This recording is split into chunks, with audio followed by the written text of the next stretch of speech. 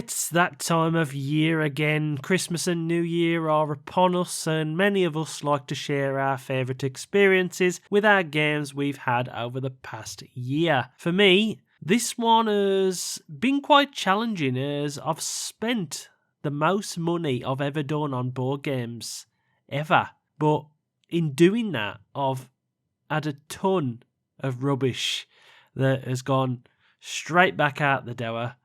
Some of me biggest disappointments being Dune Imperium, Mage Knight, Adventure Tactics, Villagers, and Bloodborne. So what has caught my eye this year? Well, I have expanded my portfolio for different types of games, and that will definitely be conveyed in this top 10 list, as when a game is great, it really does resonate with me and tends to get played a lot. So let's get on with it, shall we, with number 10, Marvel United. So yeah, no doubt the first shock entry for folk of this channel, but believe me when I say this is only just made the cut. Marvel United, as I said in my review, is good, but it's never been great for me.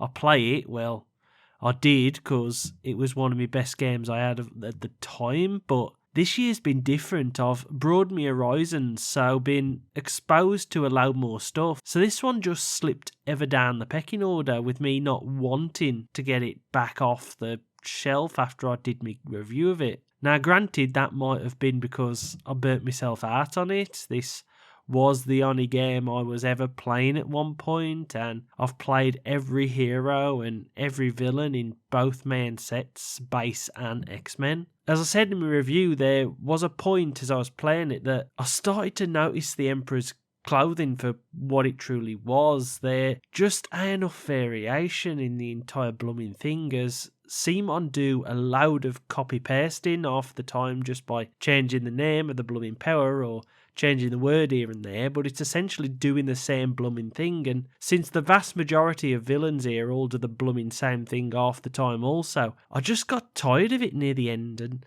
once I started to play other stuff, I've just pushed it out the way, or dropped it like Andy dropping Woody. You just don't want to play it anymore, and that feeling ain't come back either. That's why it's so low on the list, but it's still better than the crap I've shifted on, that's for sure, or I'm attempting to shift on. So let's get on to number 9, Massive Darkness 2. Now, I loved Massive Darkness 1, warts and all. It was my favourite dungeon crawler that I ever played. I'd rank it higher than Gloomhaven, even though I only owned the digital version. It was like Ronseal. It did exactly what it said on the tin. It was a blooming massive dungeon. It had massive minis along with massive loads of them to store, and it was basically a one-shot and done scenario based game when you could just put it on the table on a Sunday afternoon, roll some dice, kill some demons, and pack it all away again, satisfied you had a good time. For me, the fact it had no campaign and a load of random loot and enemies you could experience every time meant it got played more often, as I ain't a fan of campaign-style games, I will be honest. I don't play them enough and ain't interested in keeping track of everything. Starting afresh every scenario suits me to a T, and the fact it was very Diablo just sweetened an already great deal. So once Massive Darkness 2 dropped in the UK and I could buy someone's copy for, I think £80 is what I paid for it, it meant all I had to do was pick up a couple extras off eBay that I wanted, because I were a fan of everything they offered during the campaign, and so it meant I could pick and choose and have my perfect upgraded Massive Darkness 1 and 2 collection, and I adore the changes that they made. Darkness 1 felt very Diablo 3 in the fact you could basically chop and change stuff on the fly, and everyone could use whatever loot spells and equipment you wanted, so barbarians could suddenly fire lightning from their eyes and fireballs out their arse.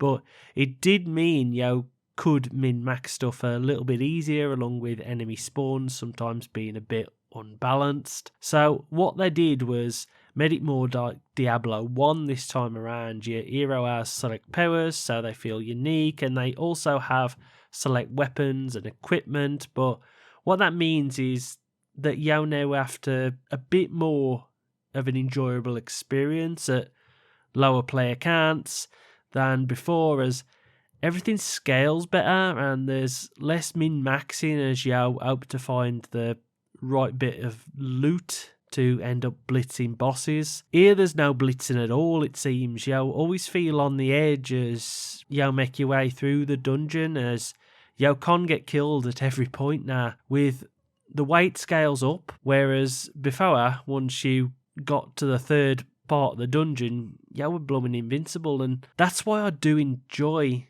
Darkness 2 more than before. And the upgrade pack, which gives you everything, was a welcome addition, as it means I can play Darkness 1 in this new way, thus making scenarios a bit more challenging, and that means it's blooming great in my eyes. It's still the best dungeon crawler of art. But here we go into number 8, and that's Blitz Bowl Ultimate Edition. So Blitz ain't changed much. There's a few tweaks in the challenge cards, especially the endgame ones, which are most welcome, and the idea of fouling is very much welcome in addition and all, as you can't really put someone in the box if you have got a spare action, and I'm just sick of him getting up and going back down again like sodding Chumbawamba. I ain't played it nearly as much as I would have liked. I've played it, 4 times so far, using a mix of the stuff I've got. I intend to try and pick up some of the teams with big guys in them, so I can't really try that part of the game out, as I've only really got some of the best ability teams, so I will come back to this one more in the future, and I've experienced all it has to offer. But what I have played has felt more of the same, and that's still better than Blood Bowl, I have to say. This is what Big Brother should be, in all honesty. The best thing GW could do for that game is take it round the back of the shed and kill it, because its 40-odd year rulebook is basically outdated, and the old codgers who don't buy new stuff anyway, because they've got everything, would just go back and play whatever edition they like regardless, so bring it into the modern age, GW, I'll say. Anyway, let's get on to number 7, Undaunted Normandy. So, the second I played this, I was blew away by it. It's basically a card-based war game with a tiny table footprint. So, you have the US and the Germans, it's in Normandy, you have troops and tanks with the solo expansion set I've got, and it's just about load of fun. This is a perfect World War II war game for me, one that only takes about half hour to get through, and it features quick, simple scenarios that get set up in no time. It has a great solo bot which does a multitude of actions, some of which can make you change up your gameplay on the fly, and it's just a great game to play. There ain't really much else I can say about it other than that, really. Try it out if you like World War II games, I suppose. But we're going to number 6 now, and that is Small World of Warcraft. So, game I've had a lot to answer for this year for me. That's the shop in the UK, for those who don't know, a supposed computer game shop that don't sell many computer games these days, as it does more toys, Funko Pop merch, and electronic devices like tablets and phones, along with Warhammer and board games of all things, and they have been killing it for sales this year. I've bought or pre-ordered a ton of games from them because of the prices they keep placing on them, and this was one of them bargains. 20 quid I paid for this, and I don't even know what it was. I just saw Warcraft and picked it up. Well, technically the wife did for me, but that's semantics, ain't it? I'm a sucker for an IP like that, but I was super glad that this game was amazing as it is, because it's an area control game where you choose a Warcraft race, they have certain powers or abilities, and you just take control of areas every round. You take the unused tokens back, leaving one for each area, and then try to conquer more, earning points and bonuses before retiring that faction and choosing another. Constantly going on and on over 8 or 10 rounds. The one with the highest score winning in the end. It sounds simplistic, and realistically the gameplay is, but it's your tactics on conquering certain areas, battering certain opponents, along with knowing when to retire factions that dictate the points you earn, along with your mythical weapons and places of power you control. This is one of them games where you can't play it with anybody, and within the first couple of rounds it'd just click with them. And if you're like me, you will be hooked, as I blooming love this the second I got into like the third round of my first game. I had this big grin on my face. I couldn't shift as I was just planning out my next moves, and the fact it has a solo bot you can go against with your Murloc faction, I think they're called, means it instantly becomes one of my favourite games. I honestly recommend this to anyone, even those that liked area control stuff before, as it was way too fiddly. I, for instance, looked at other area control games after playing this, but they hook me like this one. So I think it's best to stay with what you like sometimes, and this one was more than worth the 20 quid price I paid for it. But let's go on to the next one, shall we? And that's number 5, Long Shot the Dice Game.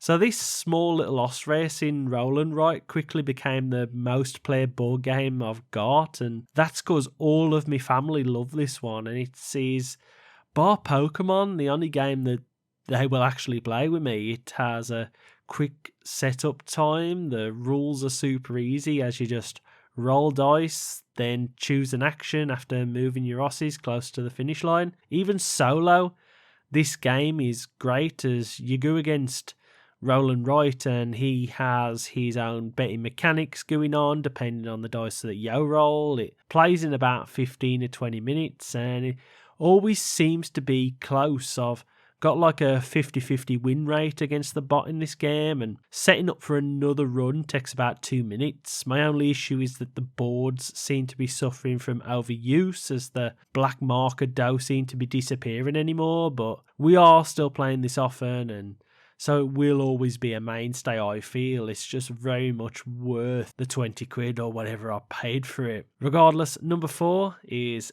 Empires of the North. Now, this is a card-based engine building resource management game that I absolutely adore. As a solo bloke, you choose one of the 6 factions in the game. They have their own deck of cards, they each have their own strengths and weaknesses, and try to beat one of the 4 scenarios in the book. This game is sort of like a town builder of sorts also, as you start very small with just a couple of buildings and keep adding in more to get various resources, with a puzzle aspect being the chain of combos you can spring together in the engine you've built so as you can get the maximum effect every turn, especially when you only have 4 turns to beat the sodding scenario anyway, so you need to act fast and think about min-maxing everything. That's the puzzle, and I love it when you get the perfect placement and just keep chaining all your buildings together to create this perfect pattern of actions. If anything,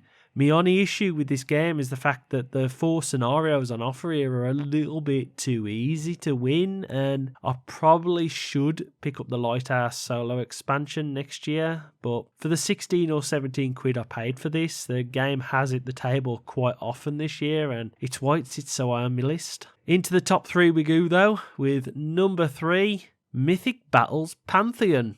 Yeah, surprising entry no doubt, since I've only owned this game for a week, but I've been around myself a while and I know what type of games I really enjoy, thus I feel I can't be held off from a bit of recency bias, as this game is exactly what I've been searching for from wargaming for 26 years. This to me is what I used to enjoy about X-Wing the Minis game. You have a small selection of troops with various abilities, you have clever card play, a bit of dice rolling with a dice mechanic here, probably being one of the best I've ever played in any wargame ever, as you roll to hit but can use misses except blanks to manipulate the dice, meaning you can push your luck on the wounding phase when you roll them again, or you can hold dice back to add to the wound dice and guarantee your hits.